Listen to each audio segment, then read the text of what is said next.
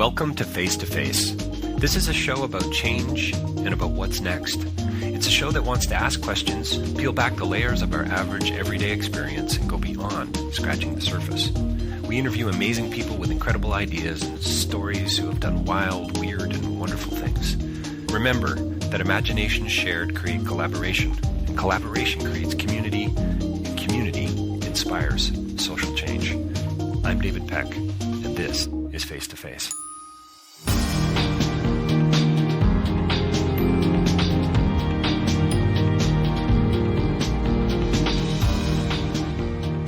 So my next interview is with Joe Berridge, and he's the author of a new book called Perfect City, an urban fixer's global search for magic in the modern metropolis. I had a blast with Joe. He's an urban planner. He's an instructor. He teaches at University of Toronto, and a thoughtful guy about a whole lot of things, definitely digging into some philosophical underlying tones around this idea of urban planning, and we had some fun with that in this conversation. We talk about, of course, the perfect city and why being an urban planner is a lot like being a mechanic. We talk about how cities are machines and how they're purpose-built and purpose-driven. We talk about home ownership and public housing, and we get into concepts of liberty, and we talk about entropy and how cities are oddly organic, and how important that connection between infrastructure and intimacy, how to build community, where people come into play. We talk about old cities and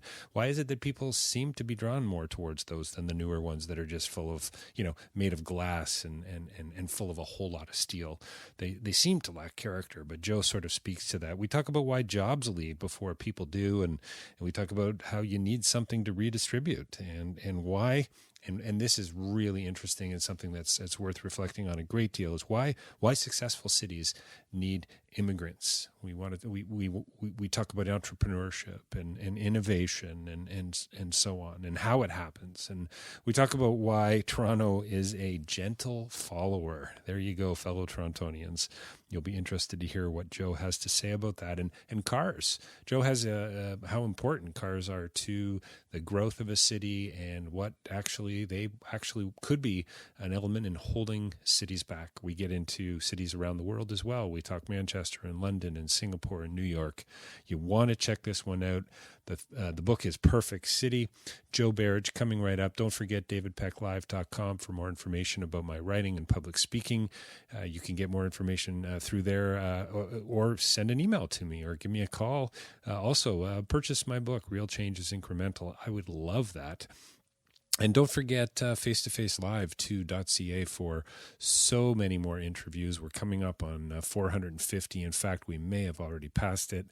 And if you can support the work we do, you can do that through patreon.com. And if you can't get behind us financially, totally understand that. Why not consider advertising on Face-to-Face? Reach out to us through the website, or simpler and yet just as important, leave us a review on iTunes. We'd so appreciate that. Share it with your friends and family. Sign up for the email list, and also rabble.ca for just so many other engaging, thoughtful writers who are connecting with things that matter and talking about them through blogs and vlogs and podcasts and articles. Check it out, News for the Rest of Us. And coming right up, Joe Berridge and The Perfect City. Well, welcome to Face to Face. We are joined by a very special guest here with us today. Joe Berridge, author and urban planner, is here today to talk about his new book, Perfect City, an urban fixer's global search for magic in the modern metropolis. Joe, thanks for joining us today.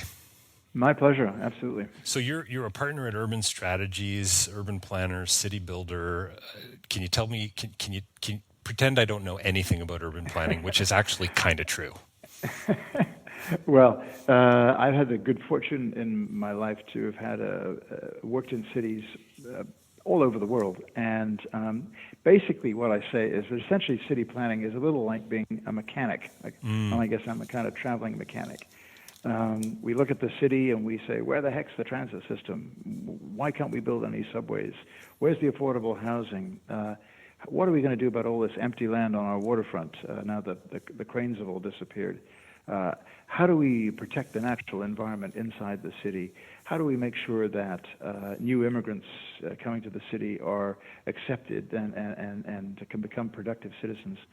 So what you find is that the agenda for the world's cities is actually remarkably similar. And so after a bit of going to all these different cities, I began to ask myself the question, they're all wrestling with the same problems. Right.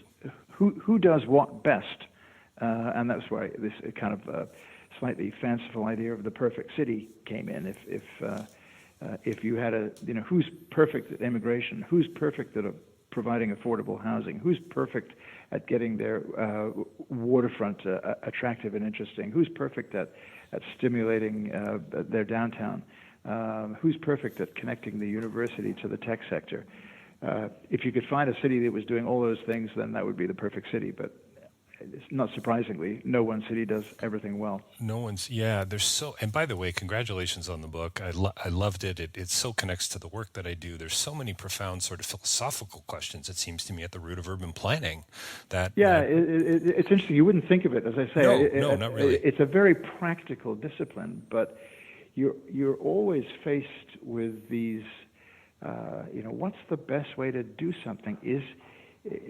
Everybody talks about involving the people in planning. Well, if you have a public meeting, you pretty soon realize that the people who turn up to the public meeting ain't the people. Right. And so all the questions about, what's a practical democracy for planning? And there's a whole school of thought which says there isn't one. Get it done. People will love you if you can build the subway in 3 years. They'll be a lot happier than talking about it for 5.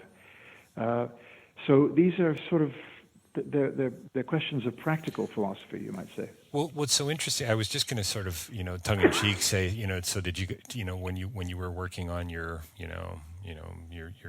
degree and your academic work, were you consulting with Plato, the Republic?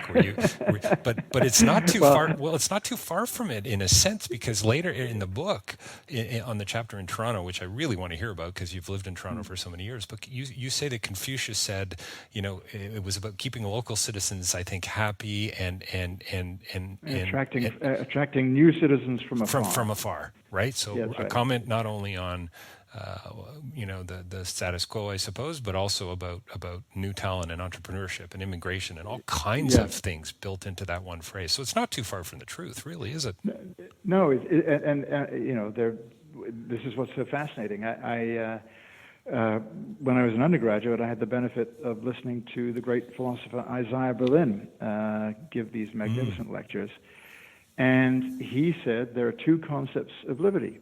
There's the liberty to do what you like, and there is the liberty of being protected from things that you don't like.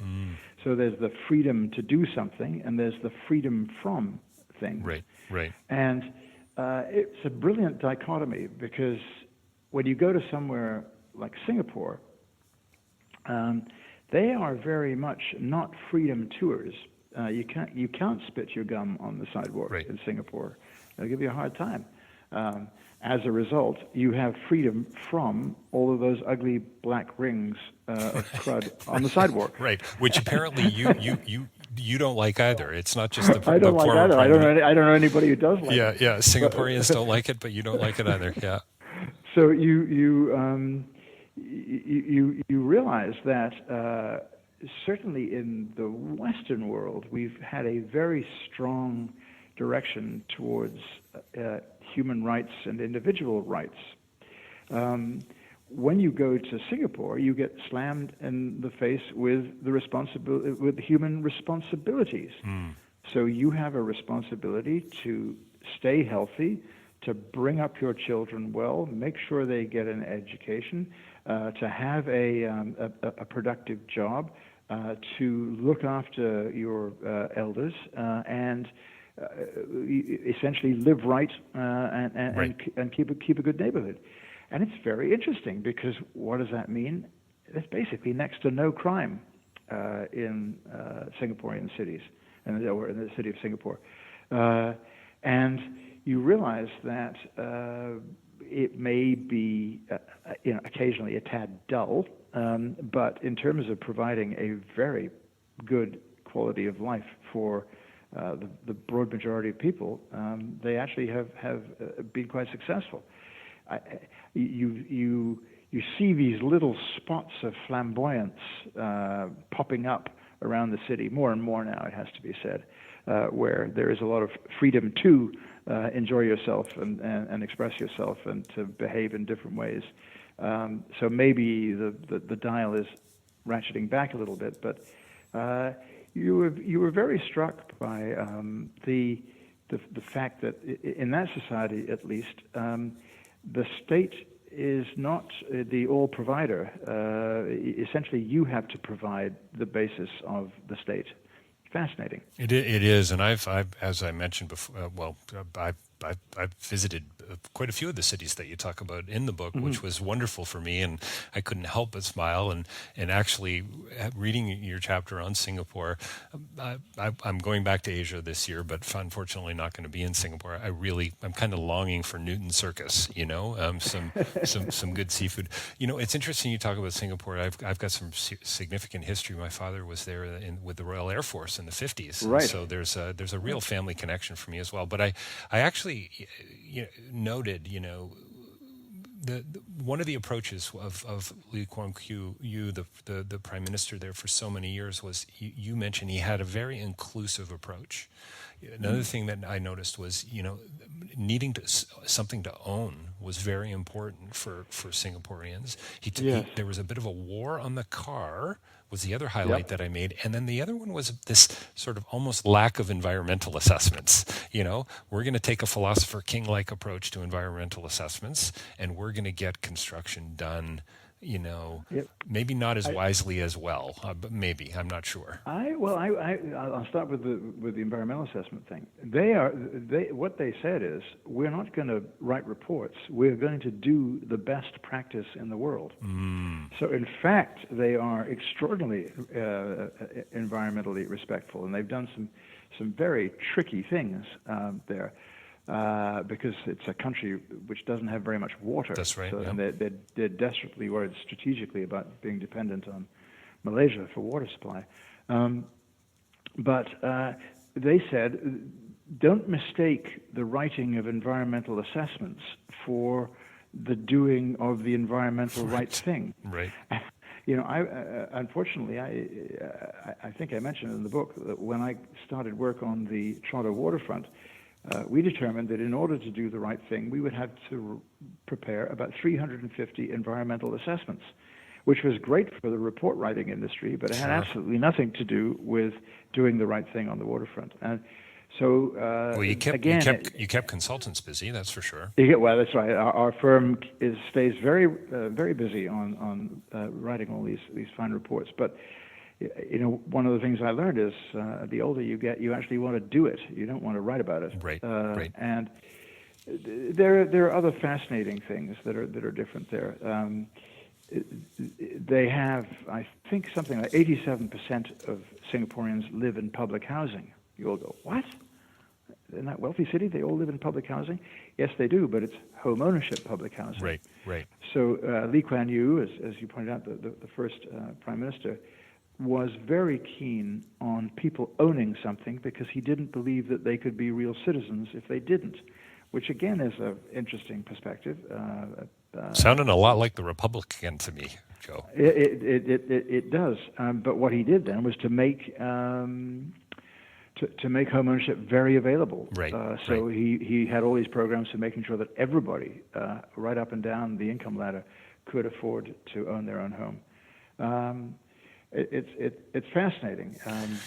All of these kinds of techniques, as it were, which run completely against the conventional drift of the advanced Western democracies.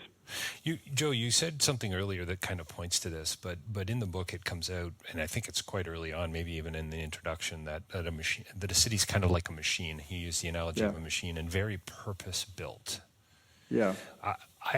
I don't always have that experience. Like flying in, you sort of get that sense overhead, the drone-like shot. Wow, this is really well organized. Look at the roads, and the map, But when you're driving through a city, like especially a city like Hamilton, with all due respect to people from Hamilton, doesn't always seem so purpose-built to me. Do you know what I mean? Oh, no, Not another one-way I street. Are you kidding me? You know what I mean? yes, So can you yeah. talk a bit about that and how that plays out Yeah, for the use of the sort of machine metaphor was deliberate because this is an enormous physical object that we've built, and it's a physical object that you see above ground with all the buildings, at grade with all of the streets, and below grade with all of the infrastructure, the pipes that run underneath it, and the subways, and this machine is constantly aging. Entropy sets in all over the place. This machine is oddly, strangely organic because it sort of changes in strange ways. So in the mid-'60s, somebody invented the container. And all of a sudden, the whole technology of shipping changed. And all of those portlands that you had around Manhattan or on the Hamilton waterfront or the Toronto waterfront or up right through the River Thames in London, all of that land became redundant almost within about 5 years because container terminals, container ports required a different kind of geography, and so this is suddenly the machine acting almost like a farmer's field where the crop dies. And you say, well, what the hell are we going to do with that? And suddenly the crop is growing over there in the next field. And that's what I find fascinating about cities. You look at this pattern of, a lot of urbanists like to complain about gentrification, right. the moving of wealthy people into former poor neighborhoods. Well, I have been in enough cities to see the opposite of gentrification going on, where once wealthy neighborhoods are now rattling around. And let me tell you, that's not a pretty thing to see. The notion that cities can stay the same, which an awful lot of planning historically has tried to do. You want right. to preserve neighborhoods and preserve communities. You can't. This great beast goes rolling on, and city planners come along with their little spanners and their screwdrivers and try and fix things. And you end up with bits. You talked about in Hamilton with a fairly brutal one-way road system running through Hamilton. There have been endless attempts to change that, but the kind of philosophy of that city as being kind of a blue-collar town requiring roads has acted against that change actually being implemented. But Hamilton will change. Hamilton will become, go through a revitalization as it gets more and more in the orbit of the super city of Toronto. And all of a sudden, I think you'll see more and more urbanist-type people moving into more and more urbanist-type jobs in that community. I see this happening in all the way, the ring around London, England, the ring around New York City, where towns like White Plains and Bridgeport and Newark are suddenly revitalizing. And that will bring a new population, and that population will say, I don't want a downtown with a freeway running through the middle of it. Let's calm these streets down. Calm these streets down. It's a great phrase. Is there any kind of urban myth or legend around years ago demographers drank too much? You know, the idea of a drunken demographer. You know, you get to a city and you're like, who designed these streets? Come on, I mean, really? Whatever happened to north, south, east, and west? You know what? One of the most fascinating things is, going back briefly to Singapore again, they have got this unbelievable war on the car in Singapore. Yes. So you can't, in order to buy a new car, they only issue a few thousand permits a year to buy a new car. And the permits, by the way, only last 10 years. And they're bid out, like taxi licenses used to be. And the current permit to buy a car, I think, is about $85,000. Wow. And then you try and buy a car, and its price doubles because of import duties. And then you go on the streets, and you pay really fierce road tolls. Road tolls, yeah. As a result, their streets are empty of cars, and they're way over-engineered, so they're way too big. They're all 3-laners, and they could all be 2-laners or even 1.5 laners. So, the last generation of engineers were like your drunken demographers. They got it a little wrong, and right. so all over the city, all over the world, you're beginning to see cities pushing back against the car, and I think there's some magic chemistry between that strategy and automated vehicles. I think that is going to be very much the kind of chemistry of the new city. So it's kind of interesting. I mean, what I hear is really high tax led to a more environmentally friendly city on at least some levels. That's right. And where did that tax money go? In part to build a superb transit system. Right, right. Except when it's raining, Joe. It's hard to get a taxi when it's raining in Singapore. That I do remember. Well, that is true, and man, it can rain in Singapore. It sure can, yeah. But the subway system is really marvelous. It's really amazing. And it's expanding all the time. So where do and this is a thread throughout your book, which I was thrilled to see. Where does, and I can hear it in your voice and your approach, but you say later in the book, I think it's in the Toronto chapter again, about people are first. It's about places for them to live before business and governments and institutions and so on. And I think it's a lovely paragraph about how creative and innovative and entrepreneurial people, that's what makes up a successful city. Yeah. Can you tell me a bit about that from a theory practice perspective? Are young urban planners learning about human beings as well? Does that make sense? Or is it really about pipe size and about conduit and about the size of the 3 versus the 5 lane highway and so on? It's to be fair, it's about both. Right.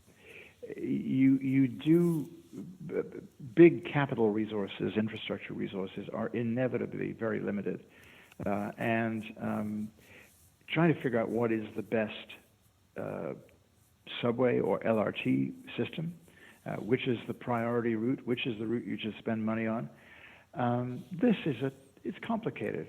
Mm-hmm. It really is complicated, and it's very possible to add in variables like asking a question, which is the subway system that will most reduce unemployment, right? Which will connect people to jobs. Those are working in London, England. That's the question that they ask there. At the same time, they say, which is the subway system that will generate the most cash because it will stimulate the most development? So they do. They look at these infrastructure questions in a very broad and actually quite sophisticated way. And I think probably they are of the Western democracies. They are the best at doing that kind of thing. So the reason that I come back to people, interestingly, is still a kind of a capitalist view. The purpose of cities is to make money. I mean, I have lived in cities which stopped making money, or worked in cities which stopped making money. The whole northwest of England stopped making money. And it is no fun to have a city where people can't earn a living because people are, I think the word is sticky. The jobs leave before the people do. So the people are still there and there are no jobs. And you can see that in the States right now that mobility is reduced quite significantly, and a lot of people are stuck in their communities which no longer have a viable economy because they can't afford to leave, and they can't afford certainly to go and live in San Francisco or the big city. So the first job for any city is to make money. And that's what cities have done. It sounds very unglamorous, but I deliberately kind of say it unglamorously because if you don't do that, you can't do anything else. Well, it's kind of doesn't it sort of call back to your comment about organic as well, though? I mean, you're not talking about a city making money as some sort of disinterested capitalist sitting in a big office down on 200 Bay Street, yeah, or right? This is about make money to provide for its people. Yeah, but it's still. I'm a big redistributor, but you have to have something. You got to have something to redistribute. Right. Fair point. Yep. And And what's fascinating to me, just wheel back a minute, why I'm such a huge supporter of immigration is because basically it's immigrants who are such extraordinarily almost natural business people. Because an immigrant comes here from Somalia or from Macedonia or from Iran or the Philippines. They are not going to know how to get a government job. Government jobs are reserved for us white guys for the most part. They are going to have to earn their own darn living. Right. And so what are they going to do? The first thing they're going to do is they're going to start a restaurant, and they're going to make some money, and they're going to employ all their cousins and everybody else, and nephews and nieces in the restaurant, and they're going to make some more money. And then the second thing they're going to do is they're going to go into the construction business. And because what can happen is if they all gang together, they can buy a house, and they're all handy with their hands, and they can start to fix the house up, and they do one house, and they do 5 houses, and then they go into the construction business. And then their kids, because if you've got the right kind of school system, and wonderfully in Toronto, probably better than any place in the world, we have an accepting school system. The kids get a good education, and they get a professional degree, and they become the lawyers and the MBAs, and they can start the more sophisticated businesses. And you could see this pattern running immigrant generation after immigrant generation after immigrant generation in Toronto. The first guys in doing all that, going through that, were the Scots. Then it was the Irish. Then it was the Jewish populations. Then it was the Italian population. And now it's the Chinese population. Just running through, and the Iranians not far behind.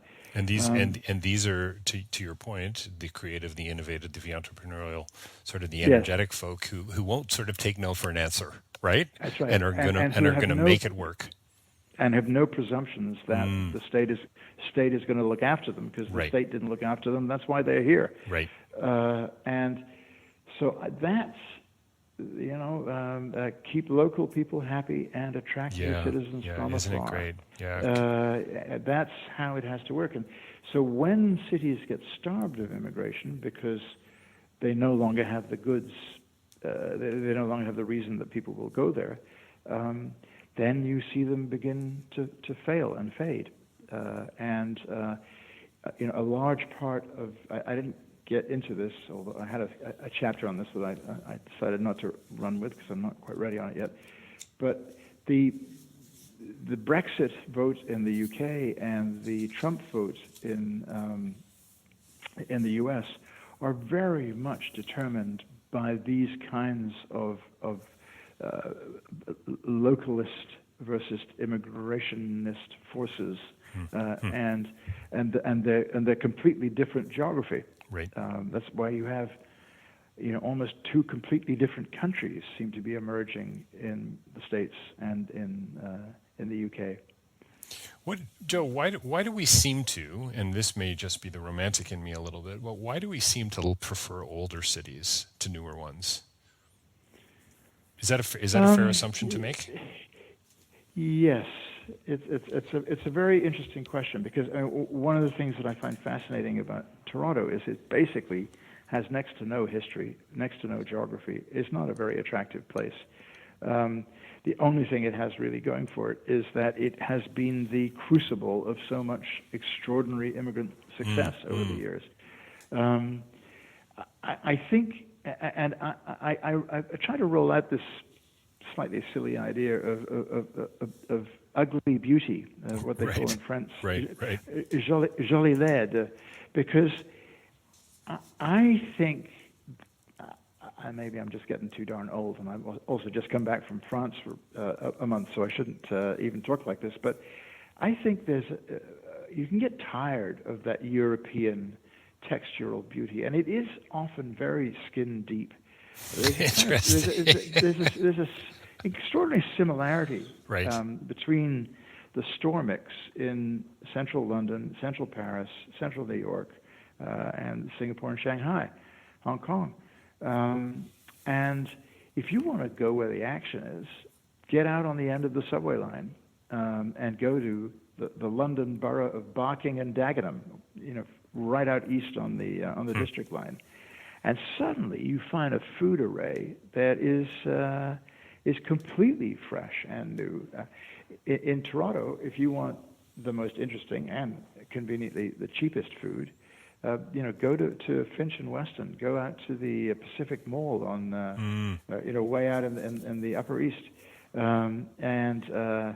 If you in London, in New York, go out on the 7 train. Don't go on the 7 train to Hudson Yards. Go the other way out to deepest, darkest Queens and to Flushing.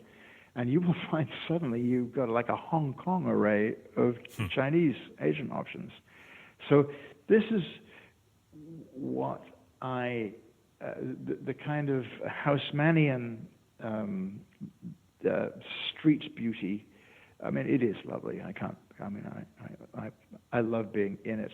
I guess partly now because even I, to be fair, probably a 1%er, and I can't afford to live in these places any longer. It's crazy. So I look for my beauty somewhere else. There's something very precise and very mathematical about the glass and the concrete and the steel. I used to work in construction. I'm an electrician, and I loved that part of it. I mean, this is an actual living mechanoset, right? And boy, right. You can't get much more practical to work in the trades. I mean, you're providing places for people to work and places for people to be healed and to go to school and to live. But it just seems like, I don't know, lacks a whole lot of character. It's almost like convenience. I'll go for the alliteration here. Convenience over character. And is that? Do you disagree? You might be a little skin deep. I mean, let me give you an example. There's I'm looking out the window from my office in Toronto, and I'm looking at an area that was developed over in the rail yards between where I am now and the waterfront. And it's about 30 high-rise buildings. And you look at it as an outsider, as a sort of a well-educated aesthete, and you say, all that awful glass and concrete and all those high-rise things. How can people live there? When you go walk around, what do you see? All the prams. What do you see? All the bars. What do you see?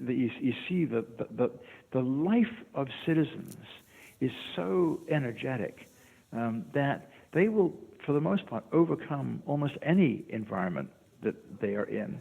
And they're not, this is all free market housing. People are not closeted in there because it's social housing. They're doing this out of free will. And they're buying a deal, which is, I can walk to work. I can walk to the waterfront. I can get on the subway whenever I want to. And I'll live on the 27th floor in a place that's a bit too small for me, my lady, and the baby.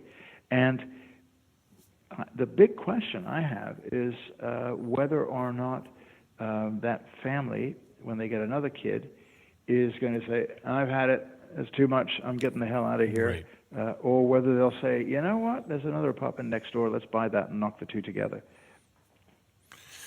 Can you talk a little bit about, Perfect City? I mean, you can't get much more utopian, I suppose, than the title of your book. And I think you kind of already have said the card has fallen out of your sleeve. They don't really exist.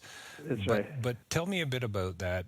Present needs versus future growth, sustainability.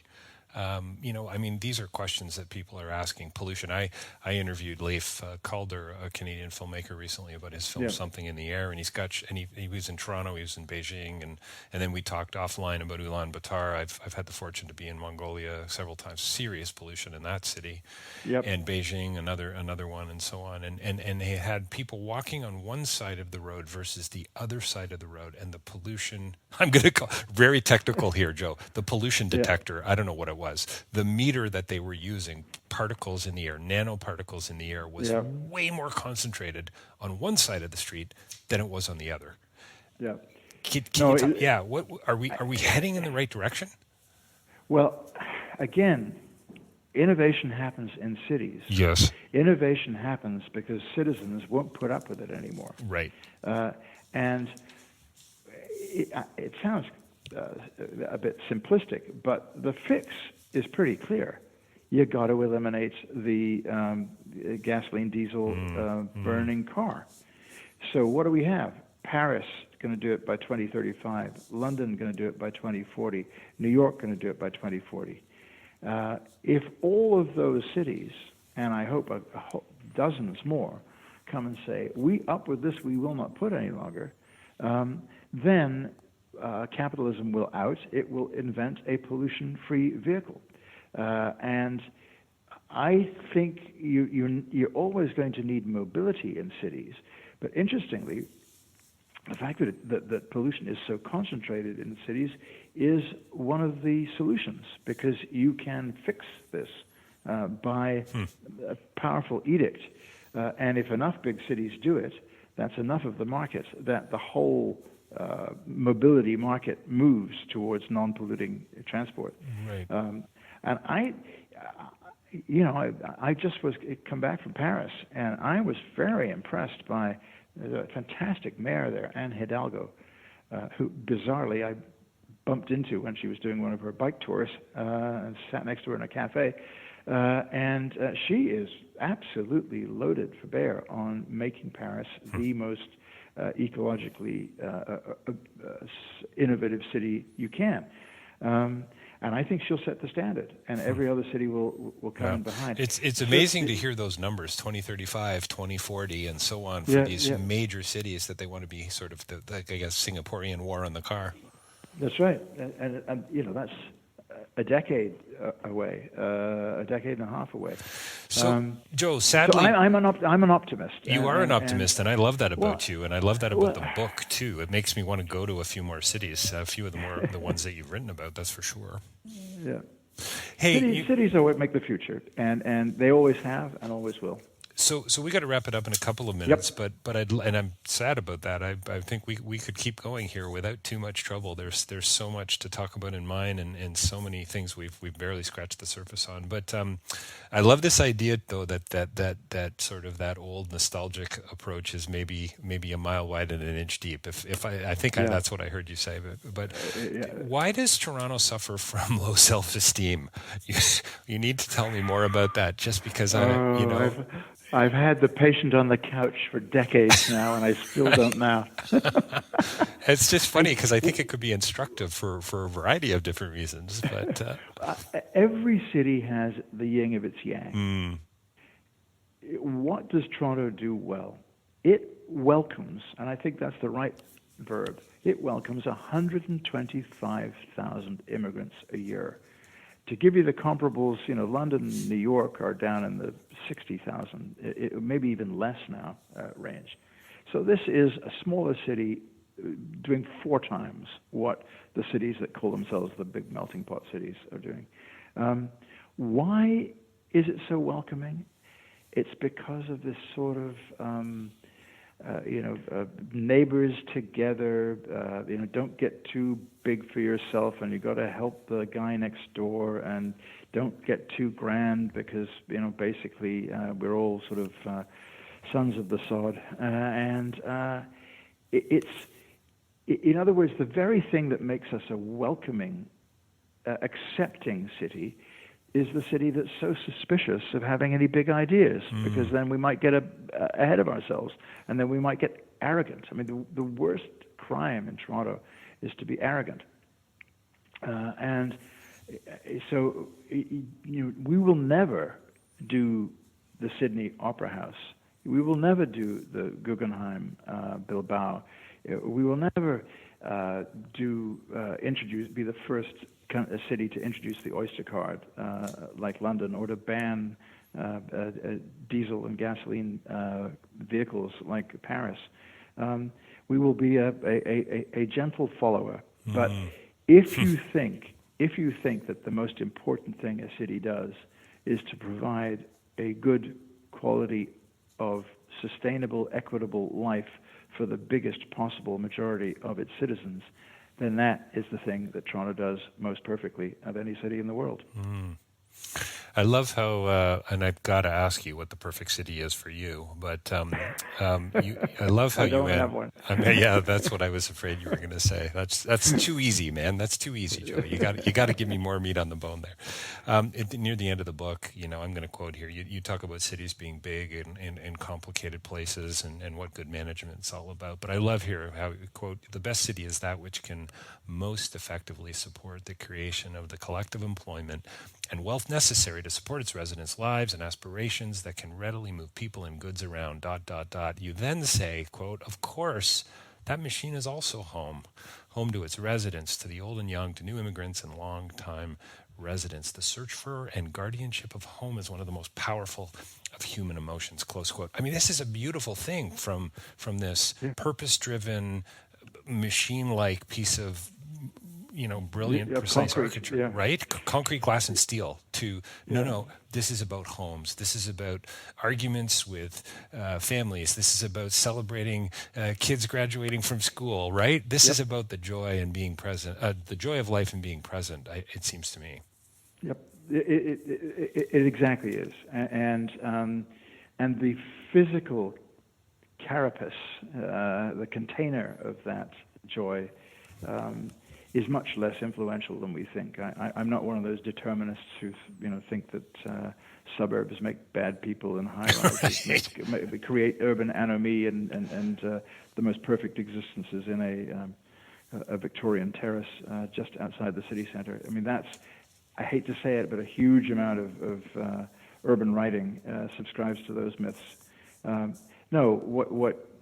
There's a hubris there, isn't there, Joe? There is absolutely. Yeah. People live and move in cities to realize their dreams and realize the dream, and to bring children up who are a part of those dreams, and that's the fundamental process. So if you can do that well, the physical environment is important functionally. There's no question about that. But it's not, I don't think, so important spiritually. No, that's great. What a pleasure chatting with you today, Joe. I've so enjoyed it, and I really do feel like we barely scratched the surface. And I think our follow-up conversation, we're going to have to get into this suburban versus city life conversation. There's a bit of tension there, it seems to me. We've been talking with Joe Berridge today about his new book, wonderful, engaging, and fun, and important new book, Perfect City: An Urban Fixer's Global Search for Magic in the Modern Metropolis. You can find out more too about Joe. Help me out here, Joe, but it's urbanstrategies.com, I believe. Is that right? Yes, that's the firm, urbanstrategies.com, and look us up, and you'll see. And I'm right in there. What a pleasure chatting with you today, Joe. Thanks so much for your time. My pleasure. Thank you very much.